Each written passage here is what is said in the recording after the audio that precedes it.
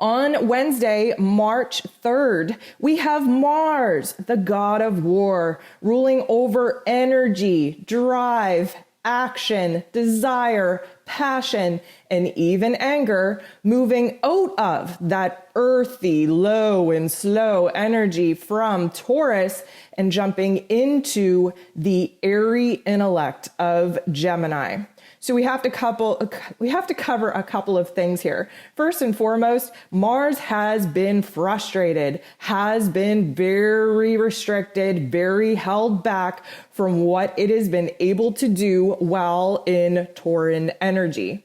For many of us, we have not been able to take any steps forward, and that has been very frustrating. That Tauran energy wants to build, it wants to manifest, it wants to create one thing at a time. And that Mars energy is not very happy having to go low and slow.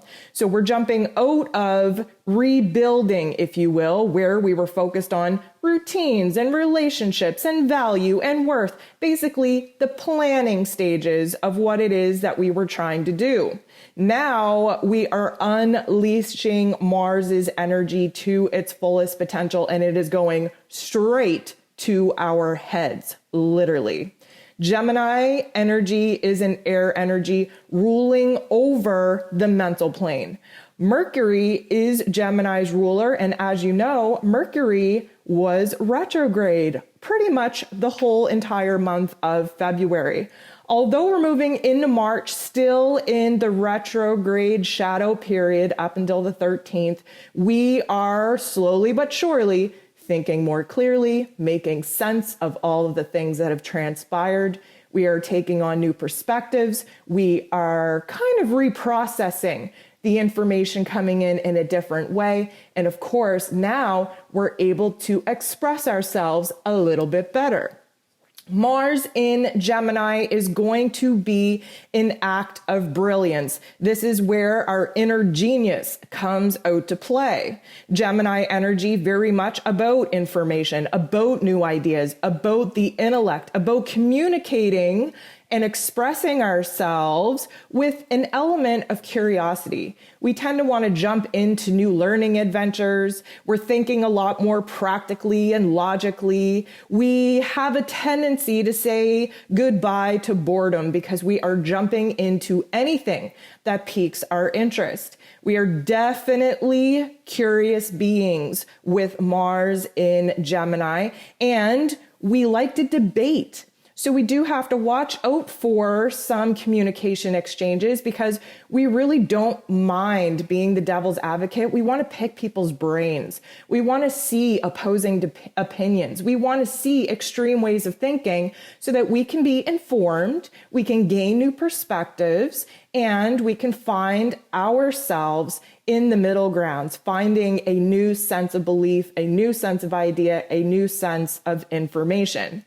The bad part of Mars in Gemini is that we're kind of scatterbrained. We are very unfocused. It's like our inner ADHD comes out and we just want to experience little bits and pieces of everything. This means that we can find ourselves with a lot of unfinished projects if we're not careful. Again, a con that I will throw out there for this energy is that we can, although we are social, although we are wanting to communicate and kind of pick other people's brains, we can lead ourselves and others into some exchanges that don't go so well.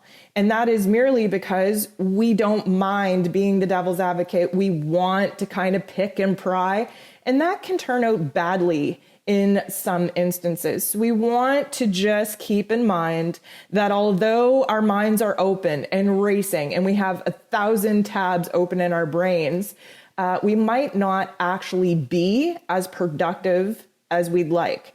Yes, we are great multitaskers. We can do multiple things at one time under this influence, but we're unfocused. We're scatterbrained. We're all over the place. And so that is definitely a con energy that we do have to work with Mars in Gemini. We want to be careful especially when communicating and expressing ourselves. We want to be careful that we're not doing so in an aggressive way. Mars, again, very aggressive, very passionate, very much knows what it wants and wants to light a fire underneath our ass. And because this is Gemini energy, we are lighting the fire in our brains.